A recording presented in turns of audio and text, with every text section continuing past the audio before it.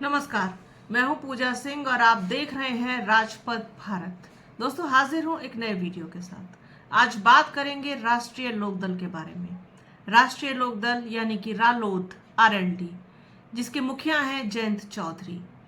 पश्चिमी उत्तर प्रदेश में एक ऐसा वक्त था जब रालोद की तूती बोलती थी, लेकिन वो ज़माना और था। उसके बाद ऐसा बिखराव आया, ऐसा छिटकाव आया, ऐसी बहुत सारी चीज़ें हुई कि रालोद के अस्तित्व पर ही खतरा आन खड़ा हुआ।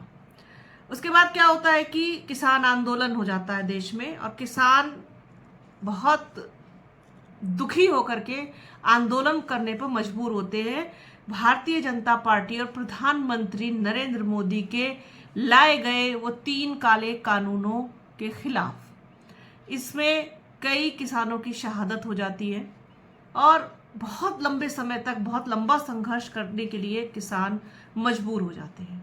इसी बीच में हाथरस कांड होता है, जयंत चौधरी वहां पहुंचते हैं। जयंत चौधरी किसी भी तरीके से खुद को स्थापित करना चाहते थे, क्योंकि भले ही उन्हें बहुत कुछ विरासत में मिला हो, लेकिन कांटों का जो ताज होता है वो हर किसी के हिस्से में आता है। क्योंकि विरासत बहुत कुछ तो देती है, लेकिन बहुत कुछ नहीं भी देती है, जिसे खुद अपनी मेहनत से, अपनी योग्यता से हासिल करना पड़ता है। सेम वही चीज़ हुई हाथरस में। वो जो कांड हुआ, वहाँ जयंत चौधरी पहुँचते हैं, उन पर लाठी जो है पुलिस बरसाती है, जिसके बाद अचानक से जयंत चौधरी मतलब लाइमलाइट में आ जाते हैं पूरी तरीके से, और एक जगह बनाने में कामयाब हो जाते हैं पश्चिमी उत्तर प्रदेश की जाट बेल्ट में अपने लिए। वो जाट बेल्ट, जाट लैंड, जो पूरी तरीके से समर्पित हो चुका था भारतीय जनता पार्टी को। उसमें अपनी जगह बनाना, अपने लिए भावनाएं पैदा करवा पाना, ये एक बहुत बड़ा टास्क था। इसी बीच 2022 का विधानसभा चुनाव आता है और समाजवादी पार्टी के साथ गठबंधन कर लेती है रालोद। गठबंधन का फायदा तो होता है, लेकिन उतना नहीं जितना सोचा गया था।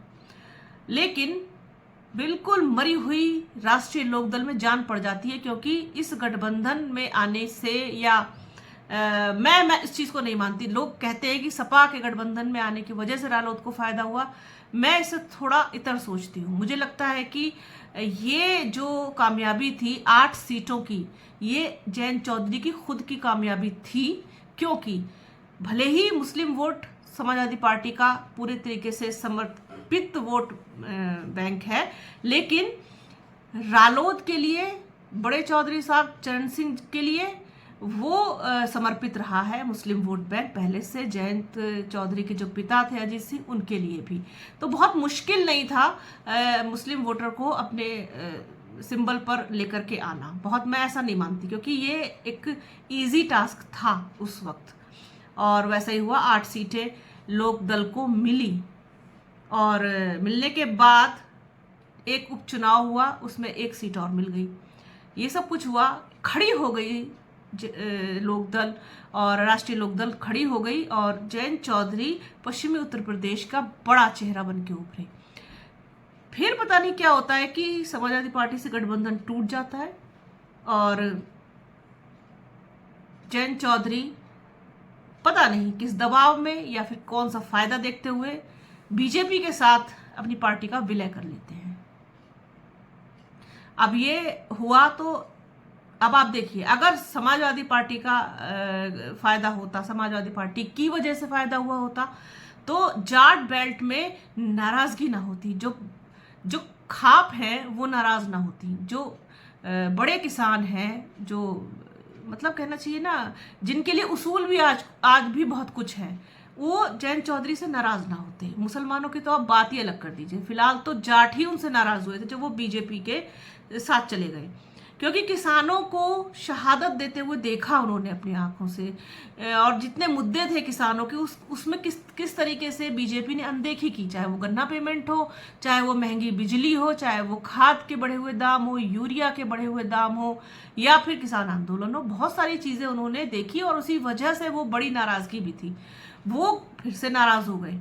अब क्या हो रहा है कि जयंत चौधरी का जो कुनबा है राष्ट्रीय लोकदल का, वो धीरे धीरे करके टूट रहा है, दरक रहा है, लोग अलग हो रहे हैं। पिछले एक साल में 7 बड़े नाम, बड़े चेहरे राष्ट्रीय लोकदल को अलविदा कह गए। उनमें कौन कौन से वो नाम हैं, आइए आपको बताते हैं। ये नाम है शाहजेब रिजवी, मोहम्मद जकी, शमशाद अंसारी, शाहिद सिद्दीकी, रोहित जाखड़, प्रशांत कनौजिया और भूपेंद्र चौधरी। राष्ट्रीय लोकदल में सब कुछ ठीक नहीं चल रहा। बीजेपी से गठबंधन और हाल में ही लोकसभा में पास किए गए वक्फ संशोधन बिल को लेकर मुस्लिम नेताओं में भी नाराजगी है। पिछले एक साल में कई बड़े चेहरे, जिनमें 7 ऐसे नाम हैं जो वेल नोन नाम हैं, उन्होंने खुद को पार्टी से अलग कर लिया। सवाल यह है कि 2027 विधानसभा चुनाव से पहले रालोद का कुनबा आखिर बिखर क्यों रहा है? क्या रालोद के कोर वोटरों में शामिल जाट मुस्लिम उनका साथ छोड़ रहे हैं? बीजेपी से गठबंधन का रालोद को फायदा हुआ है या नुकसान हुआ है? इसी पर थोड़ा सा छोटा सा एनालिसिस है। सबसे बड़ा जो झटका था राष्ट्रीय लोकदल को, वो लगा शाहजेब रिजवी का जो इस्तीफा हुआ उससे। रालोद के प्रदेश महासचिव शाहजेब रिजवी ने न सिर्फ पार्टी छोड़ी, बल्कि जयंत पर भटक जाने और मुसलमानों से विश्वासघात का सीधा आरोप लगाया। मेरठ के रसूलपुर के निवासी शाहजेब रिजवी ने कहा कि जयंत चौधरी ने उस समुदाय को धोखा दिया जिसने उन्हें आंखों का तारा बना रखा था। वक्फ बिल पर समर्थन से हम आहत हैं।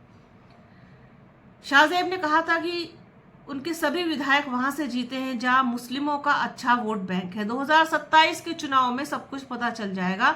मुसलमानों को इन्हें एहसास कराना चाहिए कि हमने आप पर भरोसा किया, लेकिन आप हमें छोड़ करके चले गए। अब 2027 के एग्जाम से पहले एक टेस्ट और है, जो पंचायत चुनाव है, उसको भी पार करना, उसको पास करना सभी पार्टी के लिए बहुत इम्पोर्टेंट है, क्योंकि वो एक क्लास टेस्ट की तरह है। अब राष्ट्रीय लोकदल भी इसमें अपना भाग्य आजमाएगी। राष्ट्रीय लोकदल के प्रवक्ता अनिल दुबे कहते हैं कि पंचायत चुनाव पूरी तरीके से कार्यकर्ताओं का चुनाव होता है। ये चुनाव किसी सिंबल पर नहीं होते। पार्टी के विस्तार के लिए अभी से सदस्यता अभियान चलाया जा रहा है। जो कार्यकर्ता अधिक संख्या में सदस्य बनाएगा उसे पंचायत चुनाव में मौका दिया जाएगा। पार्टी का बेस पश्चिमी उत्तर प्रदेश है, लेकिन हम पूर्वांचल, बुंदेलखंड और मध्य यूपी में भी मजबूती से चुनाव लड़ेंगे। राष्ट्रीय अध्यक्ष जयंत चौधरी ने भी कार्यकर्ताओं को इसके संकेत दिए हैं। हालांकि अंतिम निर्णय वही लेंगे। सियासी जानकार कहते हैं कि रालोद पंचायत चुनाव के बहाने खुद की ताकत को परखना चाहती है। इसी के आधार पर 2027 में वह बीजेपी के साथ सीटों की मोल भाव करने की स्थिति में होगी। ये भी पता चल जाएगा कि पार्टी के साथ उसके कोर वोटर माने जाने वाले मुस्लिम और जाट में से उसका साथ किसने कितना दिया। रालोद को 2022 यूपी विधानसभा चुनाव में 8 सीटें मिली थी, जबकि उसने 33 सीटों पर सपा के साथ गठबंधन करके चुनाव लड़ा था। रालोद सपा गठबंधन ने पश्चिमी यूपी की शामली, मुरादाबाद सीटों पर 100% और मेरठ, मुजफ्फरनगर बेल्ट में शानदार प्रदर्शन किया। पश्चिमी यूपी के 24 जिलों में 126 सीटें हैं। 2017 में बीजेपी की 100 सीटें आई थी। 2022 में घट के ये 85 रह गई। हालांकि जो लोग सपा रालोद गठबंधन के लिए 100% सीटें जीतने की उम्मीद कर रहे थे, उन्हें परिणाम से झटका लगा था। रालोद सपा गठबंधन को 41 सीटें मिली, जिनमें 8 सीटें रालोद की थी। रालोद ने बाद में एक सीट पर उपचुनाव भी जीता। पश्चिमी उत्तर प्रदेश में जो मुसलमान वोटर्स हैं वो निर्णायक भूमिका में होते हैं, क्योंकि इनका जो कुल परसेंटेज है वो 26.21% है। बड़ी भूमिका है, क्योंकि बड़ी संख्या है। ये निर्णायक साबित होते हैं। जिसके साथ भी जाते हैं वो उसके अपने वोट के साथ और इनका वोट मिल करके वो उस व्यक्ति की नैया पार लगा देते हैं। अब रालोद का सपा से तो गठबंधन टूट चुका है। मुस्लिमों का एक मोहभंग तो ऐसे हुआ कि समाजवादी पार्टी के साथ है नहीं, क्योंकि समाजवादी पार्टी के साथ अब तक मुस्लिम वोट बैंक है। 2027 में वो कितना रहेगा, कितना साथ देगा, वो एक अलग बात होगी, क्योंकि अभी बहुत कुछ चल रहा है जिस पर हम लगातार बात कर रहे हैं। लेकिन एक मोहभंग तो ये हुआ। फिर बीजेपी क्या हुआ कि साथ जो है रालोद गठबंधन में चली गई है। अब वक्फ संशोधन बिल जो है, इसके बाद मुस्लिम वोटर्स में काफ़ी नाराज़गी है। जो 2027 में पूरे समीकरण को बिगाड़ सकते हैं रालोद के। पश्चिम उत्तर प्रदेश में 26.21% आबादी मुसलमानों की है। इनमें कई जिले मुस्लिम आबादी वाले 30 से 50% तक के हैं, जिनमें मुरादाबाद में 50% से ऊपर, रामपुर में भी 50% से ऊपर, बिजनौर में 43% से ऊपर, सहारनपुर में 42% से ऊपर, मुजफ्फरनगर 41% से ऊपर, अमरोहा में 40% से ऊपर, बरेली में 34%, मेरठ में 34% से ऊपर आबादी मुस्लिमों की है। सपा की वजह से जो मुस्लिम वोट बैंक रालोद को विधानसभा चुनाव में सपोर्ट किया था, अब वो भाजपा गठबंधन और वक्फ संशोधन विधेयक के बाद छिटक सकता है। ऐसे में झटका लग सकता है राष्ट्रीय लोकदल को, और जो मुसलमानों की उपेक्षा हुई है उससे काफी नाराज दिखाई दिए हैं पश्चिम उत्तर प्रदेश के मुस्लिम रालोद से, और बड़े चेहरे जो थे उनका पार्टी छोड़ करके जाना, ये कहीं ना कहीं एक जो है तगड़ा नुकसान कर सकता है राष्ट्रीय लोकदल का। ऊपर से नाराजगी है, इनके अपने ही जाट समाज में नाराजगी है। लोग नहीं चाहते थे, वो लोग नहीं चाहते, जो बड़े बुजुर्ग हैं, जो खाप के लोग हैं, जो बड़े प्रभावशाली लोग हैं, जिनकी बात लोग आज भी मानते हैं, गांव में जिनकी बात आज भी मानी जाती है, वो इसलिए नहीं कि किसी पार्टी से जुड़े हैं या किसी कोई राजनीतिक वजह है उसके पीछे, नहीं, एक आदर सम्मान की दृष्टि से ही भी उनकी बात मानी जाती है। और वो लोग नाराज जयंत चौधरी से कि बीजेपी के साथ नहीं जाना चाहिए था, क्योंकि एक तरीके से कहीं ना कहीं ऐसा मानना है लोगों का कि खुद को खत्म कर लिया जयंत चौधरी ने अपने ऊपर ये ठप्पा लगा करके। कुछ खास फायदा किसानों को नहीं हुआ उनके बीजेपी में जाने से, तो ऐसा मानना है लोगों का। तो इस पर बात हो रही, चर्चा हो रही, चूंकि अब सब कुछ सामने है तो हर पार्टी की बात करना बेहद जरूरी है, चाहे वो रालोद हो या फिर समाजवादी पार्टी हो, कांग्रेस हो, भारतीय जनता पार्टी हो या फिर बहुजन समाज पार्टी हो।